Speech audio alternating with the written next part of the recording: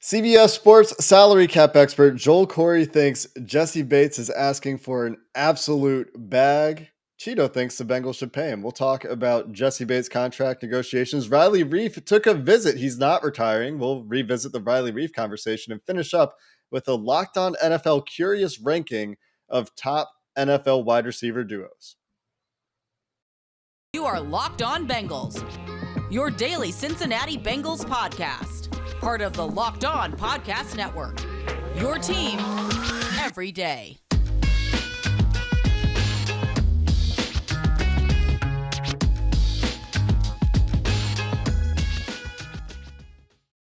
What up, Bengals fans, and welcome to another episode of the Locked On Bengals podcast. I'm your host, Jake Liscow. He's your host, James Rapien. Together, we're the Locked On Bengals podcast, part of the Locked On Podcast Network, your team every day, free and available everywhere you get your podcasts and on YouTube. Thanks for making us your first listen. Thanks for subscribing. Thanks for thumbs upping on YouTube. Thanks for following on your audio platform of choice. We really appreciate every single one of you that listens and interacts with us on Twitter and in the comments, etc.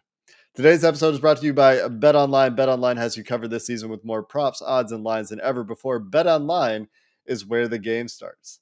James, a lot to get through today for an off-season episode. We've got Joel Corey, who is generally pretty good about the salary cap, writing up a little bit about what he thinks Jessie Bates might be asking for. Chidobe Awuzie, on Twitter, tweeting pay him on, what was that, Friday, I think, last week. And it's going to be apparently a pretty big ask, according to Joel Corey. Joel Corey thinks that Jamal Adams has screwed everything up in the safety market. And despite the recent contracts coming in around the $14 million mark for guys like Marcus Williams, that Jamal Adams contract is ratcheting up Jessie Bates' asking price. And if that's the case, it gets really doubtful to me that a deal is going to get done. Even if the Bengals tried and said, 15 and a half, 16. Well, if Bates' number is 17 and a half or market setting money, maybe a 17 and 17.7, right? That's a big gap. Who have the Bengals reset the market for in the past 30 years of respective positions? Well, Carson Palmer. Yeah. Right. They'll do that for an elite quarterback. I think they'll be willing to do that for Jamar Chase. But that's a few years away. Jessie Bates is not getting market setting money. It will not happen. So are the Bengals willing to do the Marcus Williams deal, right? The 14 million-ish? I think so. I think they would love to do that. They're certainly willing to pay him 13 million. That's why they franchise tagged him. He's only 25 years old. And so and we go around in circles analyzing this, but to me, it's going to come down to Jessie Bates. What does he want to be? Does he want to be the highest paid safety in the NFL for a team? Let's just use Jamal Adams, like the Seahawks, who are clearly the worst team in their division, who have really little shot of making the postseason, who have zero shot of winning a Super Bowl, and have a quarterback that, let's be honest, probably doesn't even complete a ball like Joe Mixon did in Super Bowl 50. I mean, who's playing quarterback for the Seattle Seahawks? Point is, do you want to win and be part of this foundation at 15 million per?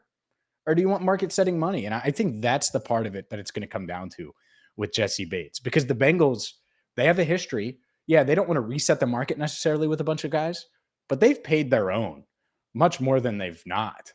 And I think they want to get back to that after investing in free agents over the past couple of years to remake that defense. Bates is the one guy that was still around from the old regime, and there's a couple others, but still around from the old regime, that they kept around, that they've developed, and that has a chance to be a real star at his position. Like Sam Hubbard, they've kept around. He's not a star. He's really good, but Bates has a chance to be that, but not if he's going to want 18 million per. So if Joel Corey is accurate here and we're talking Jamal Adams money, I think Bates is going to get Jamal Adams money, maybe, but it won't be until after the 2022 season. And honestly, if he plays great this year, wouldn't shock me if the Bengals are like, fine, we're going to tag you again because our window's still open and we'll figure it out. And you're not going to hit free agency until you're 27 years old. So that's the part that Jessie Bates is kind of flirting with here is the Bengals, they have control and they can make him play on the franchise tag this year. If he's great, they can make him play on it next year with a pay bump. And then he'll finally hit free agency in 2024. The most likely outcome to me feels like he's playing this year on the franchise tag and then he's going to go somewhere else in free agency. At this point, the way that this has gone, the way that reports have come out like this one about what he's potentially asking for, the idea that a long-term deal is going to get done or that he's going to be back after playing on the franchise tag seems unlikely. It seems like at this point, you're right. We've talked in circles about this. We've talked about this a lot. Mm-hmm. Has anything changed at any point in the last year when we've been talking about this, except for now he's trying to posture and say, I'm not going to play on the franchise tag? One thing did change. He had his worst season. And that's the other part of this. Like, leverage-wise, you just had the worst 16-game season of your career, and he didn't play in all 17. And I think he played 15. He missed the Jags game, and then he missed week 18, which all the starters did. But that's the thing is, like, Jesse, you didn't play better than Marcus Williams last year in the regular season. If the Bengals are willing to give you Marcus Williams money, and the reason that you struggled partially was because you were in your own head because it was a one-year deal, get the security now. And who knows? Maybe I'm crazy, and maybe Joel Corey's wrong, and the Bengals are offering him $10 million per. If so, then yeah, that's silly. But I don't think that's the case, right? They're willing to pay him 13 this year. I think they'd be willing to pay him 13 long-term, and maybe they go to 14 or 15.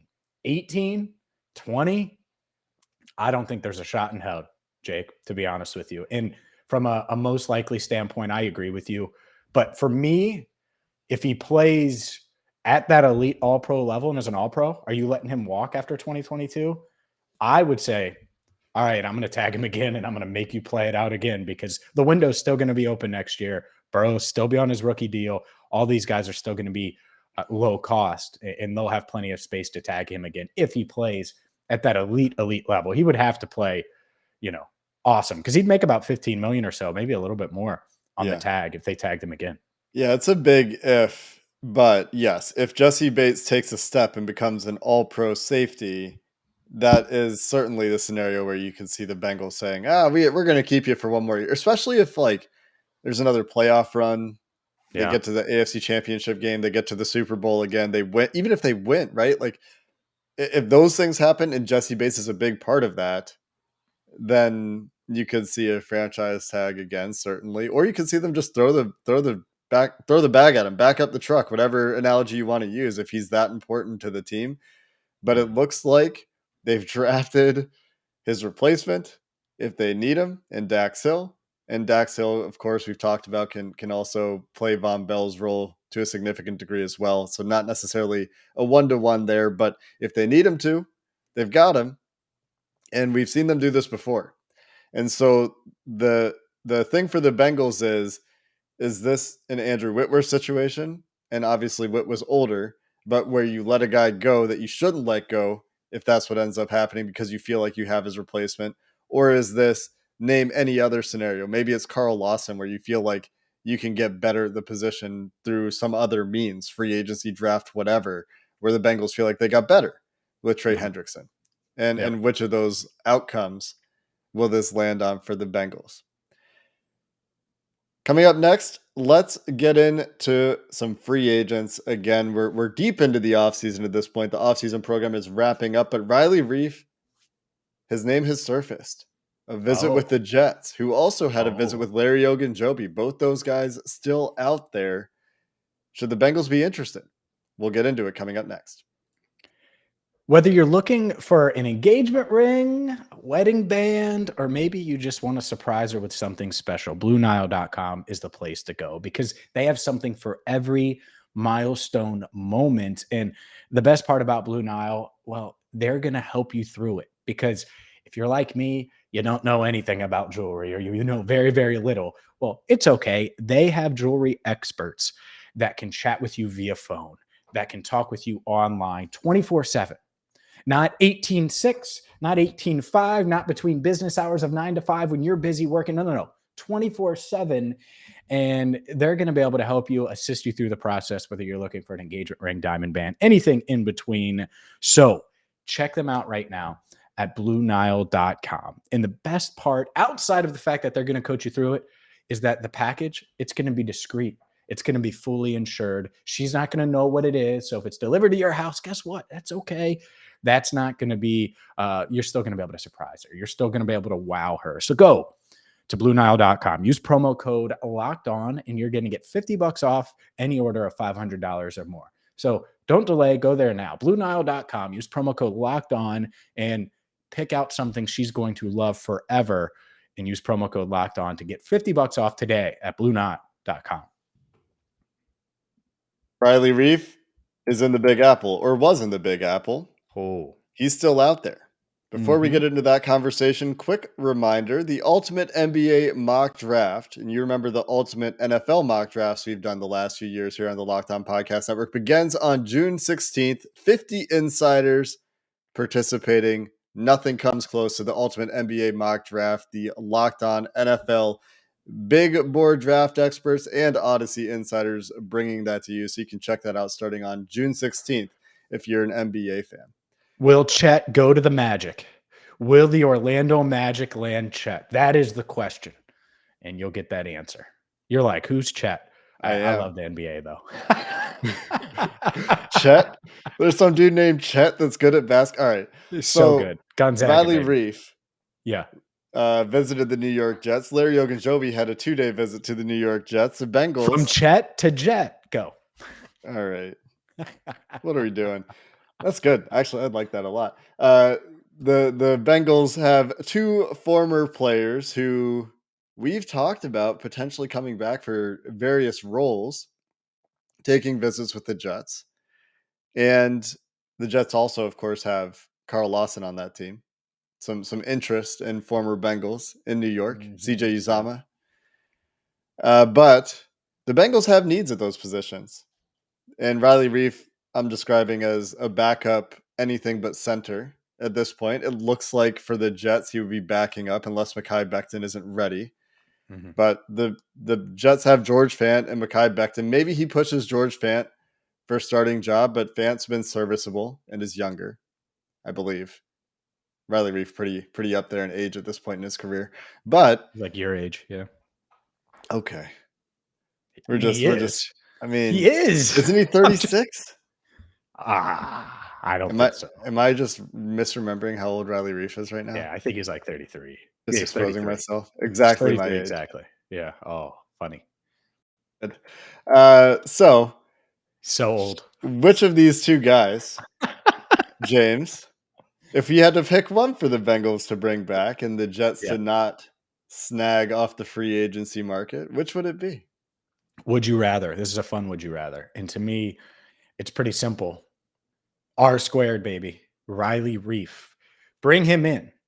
Because to me, he would instantly become your best tackle, not named Jonah Williams and Lyle Collins. He would instantly be your best guard, not named Alex Kappa. Or Ted Karras, I guess. But you're considering Karras a center and because he's going to be the starting center. So he's versatile. He does have experience. He's played mostly tackle, has experience at left and then right tackle last year. So that alone, you feel great about Isaiah Prince, feel great about Akeem Adeniji, feel great about Jackson Carman. Well, bringing someone in like that who, one, is an adult, two, would fit right in with guys like Ted Karras, with guys like Alex Kappa and Lyle Collins, and is still searching for that Super Bowl ring. You go to the Jets, that you have zero. In Jets fans, I get it. You think maybe playoffs, something like that. You ain't winning a Super Bowl. That's just not happening. Well, the Bengals have Super Bowl plans again. And so if you're Riley Reiff or Larry Ogunjobi for that matter, that part is a no-brainer. And I think 3-tech is still maybe a bigger need. But to me, if the Bengals are going to make another run, it's going to be because this offense takes another step or two. So while I think the Bengals would probably lean Ogunjobi, I think back to what Zach Taylor said too about Riley Reiff last week when asked about the culture in that offensive line room and how Riley helped that. Why not bring him in, bring him back, and let him kind of fill in the cracks when there are cracks? For example, Alex Kappa, this core muscle injury. That's great. Hey, Riley, you played right tackle. Let's see how you are at right guard. I'm sure he'd be fine. I think he would be a solid backup that could fill multiple positions, and that's what you want. And even though he's your age at 33, I still expect that he could play at a reasonably high level and be pretty affordable, honestly. So give me R squared, Riley Reiff. He's actually like 5 months younger than me, just to pile it onto myself. But if you look at why the Jets would be bringing Riley Reiff in, they've got, like I said, George Fant. They drafted Max Mitchell. Not that I expect Max Mitchell to be starting for them this year. They have Chuma Edoga from 2019, who's still there backing up Mekhi Becton. They've had issues keeping Mekhi Becton on the field, or Mekhi Becton's had issues getting onto the field for the Jets. But it looks like a depth piece. And if it's a guard you're looking at, Elijah Vera Tucker was their first round pick last year. Laken Tomlinson, a big free agency signing for them this year.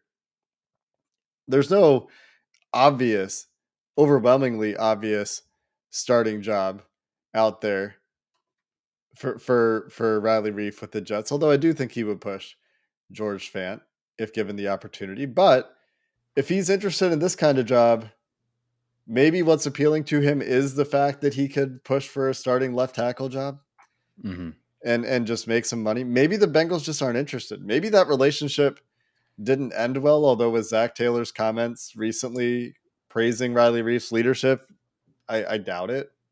But, you never know, I guess. Like if the way that the injury happened and was we didn't really get all the details about it. So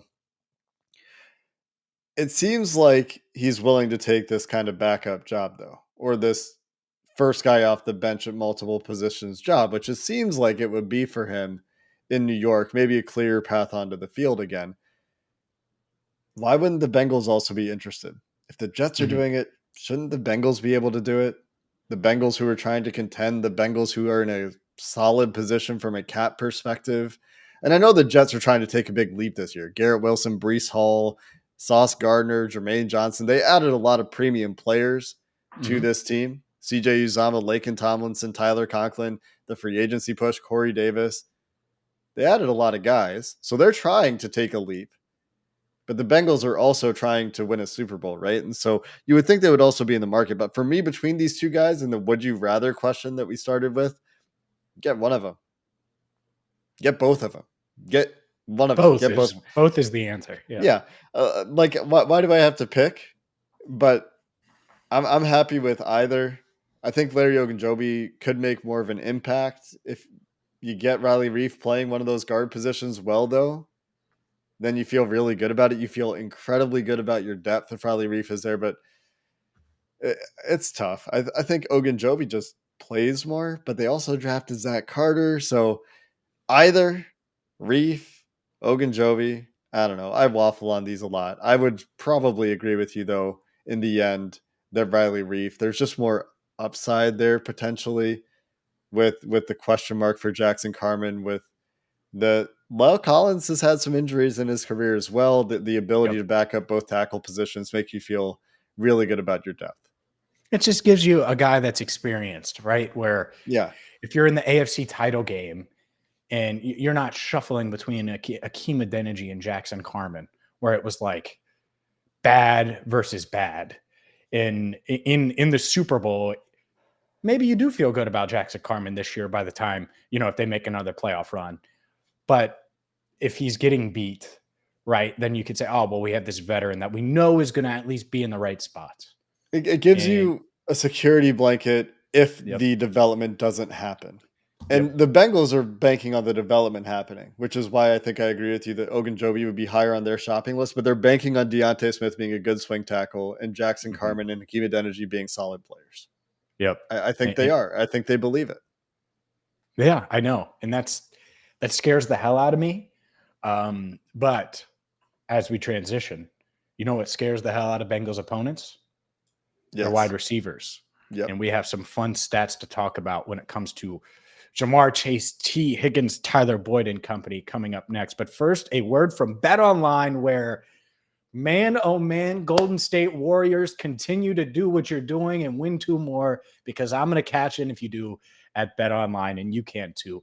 By going there now, signing up for free, and whether it is, Warriors and Celtics and whoever you're wagering on there, or maybe it's Major League Baseball or the NFL, or the NHL conference finals, or fighting news, MMA, boxing, whatever you want to wager on, you can do that at BetOnline. So go there now, sign up for free, and start cashing in today.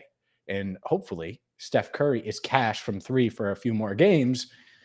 And my Warriors, yeah, I'm saying it, my Warriors can get it done. I'm sure there's a lot of Celtics fans out there, but I'm clearly, even though I'm wearing green today, by the way, wearing Celtics green, Jets green, I'm clearly in Camp Golden State. So head to BetOnline today or use your mobile device to sign up at BetOnline, where the game starts.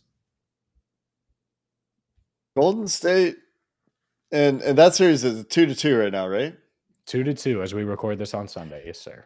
You think there are Boston Celtics fans listening to Locked On Bengals? If you're a Boston Celtics fan who is also a Cincinnati Bengals fan, please tweet at Locked On Bengals so I know who you are. There's probably 3 of you. I think there's a shot. Yeah. Well, just because if you grew up in Cincinnati, maybe you grew up and you're like, oh, well, I really liked it when Ray Allen and Kevin Garnett joined the Celtics, and I rooted for that team. Or you liked Rajon Rondo, or you know what I mean? That's it. Like I liked Paul Pierce a lot, but I was a big Heat fan, so I was a big Wade person. So I rooted for the Heat. Even back to at his Marquette days when he was torching my Bearcats. Anyway, I like Dwayne Wade too, but yeah, I like Paul Pierce back in the day. That's like the last time I paid attention to the Celtics. The Locked On NFL duo of Chris Carter and your boy Q, who do the Friday show on Locked On NFL, did a top 5 wide receiver duo ranking. Oh, interesting. Your boy Q has forgotten about the existence of the Cincinnati Bengals, even though the team he covers for the Locked On Podcast Network when he's not doing Locked On NFL is the Las Vegas Raiders, who I believe lost to the Bengals twice in 2021, including in the playoffs. Wow. Okay. Weird. And he's forgotten about the existence of Jamar Chase and T. Higgins. Didn't make his top 5. Wow. And his top 5 includes... He admitted that, right? In his defense. Yeah. He admitted in the moment. He was like, oops, I forgot. Yeah.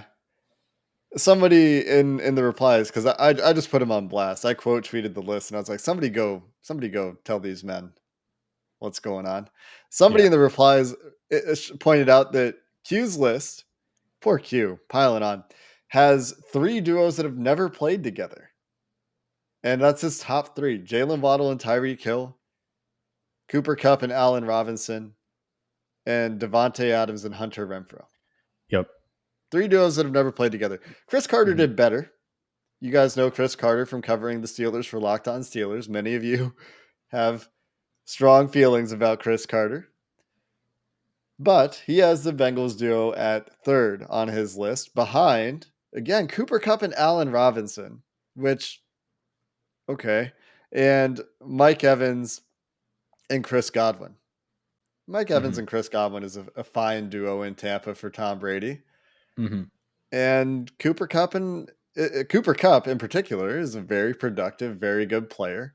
Allen Robinson was a very productive, very good player. And I did recently go on record saying I'm not ready to write his career off because he had a bad year. He's still relatively young.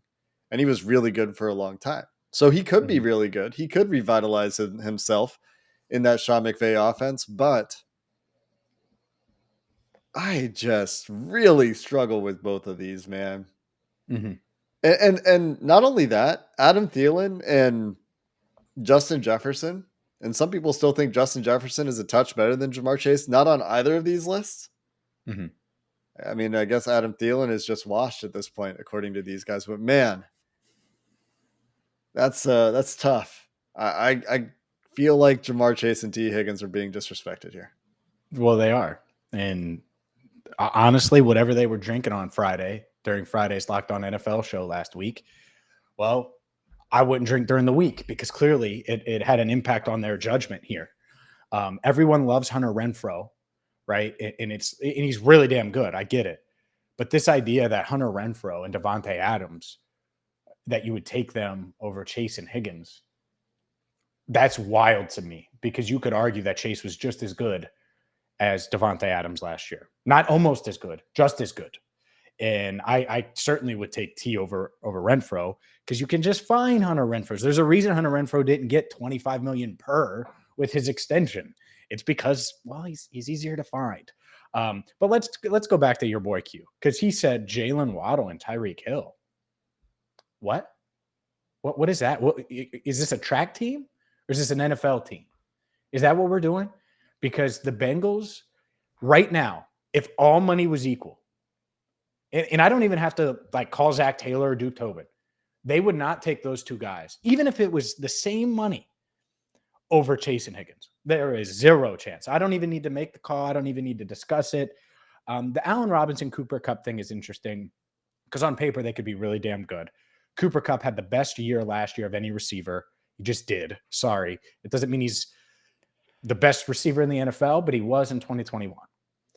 Allen Robinson, the situation's weird in Chicago. I think he's going to be better. I think he's probably an upgrade there. But are they the best duo?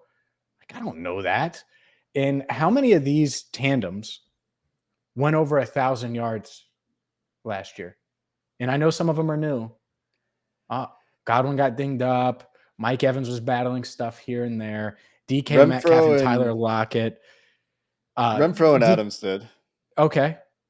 Including the playoffs. But not together. So that's part of it. So like to me, I know Higgins and Chase can coexist. I know they make huge plays together and kind of feed off of each other and all of those things. So are they the top in the league? Probably splitting hairs. Yeah. But these dudes made big plays on the biggest stage. And how many of those guys on either list did that? Godwin and Evans have. They've played in a Super Bowl and won. Devontae Adams has not. Hunter Renfrow played in one playoff game. DK Metcalf and Tyler Lockett. Lockett's went on some deep playoff runs. Metcalf really hasn't. So that part matters as well. Tyreek Hill has. Jalen Waddle hasn't. Again, we'll see. But to me, for them to not be on the list is ridiculous. And third does feel a little low. I don't really know who I would take over them. And I don't think this is like an orange and black bias. You're talking about a 22-year-old now in Jamar Chase who lit the NFL on fire at 21 after taking a year off, and a guy in T. Higgins who has 1,999 yards in 2 seasons and his starting quarterback missed nearly half the season as a rookie. So he would easily cleared 1,000 yards otherwise. They're studs. They're freaks. They're both going to get paid huge money. And I think they're the best duo in the NFL. And it's crazy that they just got kind of pushed to the side on this list. And T had such a good playoffs too. Like people, when they look at T Higgins, they're looking at his regular season stats. His stats, including the playoffs, is 18 games, 1,400 yards, 8 touchdowns, over 15 yards per catch. Jamar Chase over 17 yards per catch, 1,800 yards in 21 games because T missed a few games. Mm-hmm. I have a hard time finding a duo that you would take over them. Starting with Devontae Adams or Justin Jefferson with a good running mate, I think would be the argument. But Adam Thielen, a bit of a down year, getting up there a little bit in age. And Hunter Renfrow as a slot guy, I mean, it's just not as compelling. You know, the DK Metcalf, Tyler Lockett thing, maybe, but not anymore, not without Russ. Hard to see them being close to the level of production they used to have. And they weren't last year. Last year. Well, Russ missed some time last year, didn't he? He had the thumb thing. A little, fine. But when they were in. Yeah. The other little piece that I wanted to add into this, the stat that you teased, James, is catch rate over expected, a next-gen stat that tells you which receivers make unlikely catches more often than others. The Bengals, the only team with 2 players on this list. Jamar Chase coming in at 9th. Be damned. Oh, man. In catch rate over expected, 6.2% more catches made than expected. His expected catch rate at 57.1%, his catch rate at 63.3%. And he had some drops last year on some deep balls that probably would have bumped this number up even more. So Jamar Chase, as that 21-year-old at the time, torching the NFL, very good at making hard catches. And the reason that his expected catch rate is so low is because so many of these passes going his way are deep balls that are pretty low expected catch rate. Number 1 on the list is T. Higgins. We've talked about his catch radius. We've talked about his ability to make catches in traffic, something that as a rookie was a little bit more inconsistent that we thought would show up more as he developed in the NFL. Showed up big in his second season, plus 9.8 in the catch rate over expected. His expected catch rate, again, at 57.5%. His catch rate at 67.3%. So Higgins on a lot of vertical, a lot of downfield, a lot of low expectation stuff, coming down with a lot of passes. And you can think about him. Think about the Ravens game. Think about even the Super Bowl. T. Higgins making big contested plays downfield in big moments. And people just don't really remember it or something. They look at his regular season stats when he only has 70-something targets. And, it feels... Sorry, he had 108 regular season targets, 74 regular season catches. 1,091 yards doesn't stand out a ton for regular season stats. But, you prorate it to the number of games he played. You look at the playoff success. T. Higgins and Jamar Chase are really good. Yep. And Higgins, let's just use Higgins. He was better than Keenan Allen last year. I thought he was better than Mike Williams last year. I think he's more valuable than Hunter Renfrow. I think he's better than Chris Godwin, who got dinged up. He's better than Allen Robinson. And I just went through Chris Carter's list there. So it's not like he's 10 out of 10 when it comes to ranking the top 5 duos. Chase 1 and he's 10 and it balances out to 5th. No. He's up there. He's 5th and Chase is 2nd, maybe. I'm taking Chase over Kupp long term. I'm taking. Am I taking Chase over Adams? Probably. He's 22. So he might be number 1 on this list. And it is kind of crazy that Justin Jefferson is nowhere to be seen. I know Thielen's dinged up, but come on now. Yeah, Justin Jefferson, really good. We'll see how they do this year. Maybe they'll just work their way up this list. If they both stay healthy and this team does what we think it's going to do, hard to imagine it wouldn't. I mean, our old friend Commissioner Yaz had a tweet, a week ago? Her coworkers were giving her a hard time saying there's 30 wide receivers in the NFL better than T. Higgins. And I couldn't make a case for more than 10, 15 of them. And that's if I'm really trying to.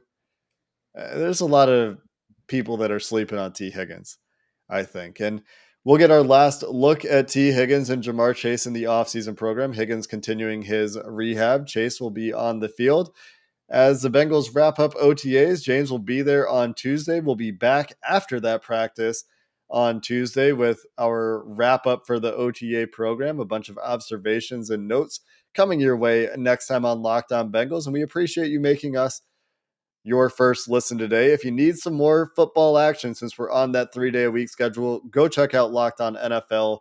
Our NFL experts, including James Rapien, will keep you dialed in on the biggest stories and latest news around the league. You can follow Locked On NFL as well. You can check it out on the Odyssey app, YouTube, and wherever you get your podcasts. Until next time, Bengals fans, after the final OTA practice, that's going to do it for this episode of the Locked On Bengals podcast. Hoo day, and have a good one.